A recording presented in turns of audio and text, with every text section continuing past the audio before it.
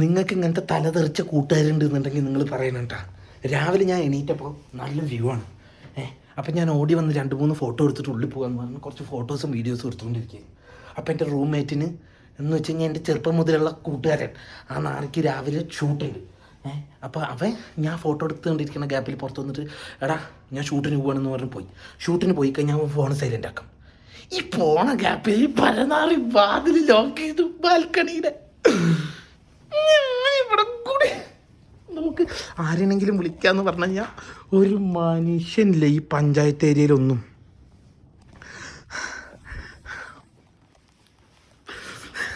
ഇനി അവൻ എപ്പോൾ വരുമോ എന്ത്, ഇനി ഇവിടെ മഞ്ഞ് പെയ്യാൻ തുടങ്ങുമോ?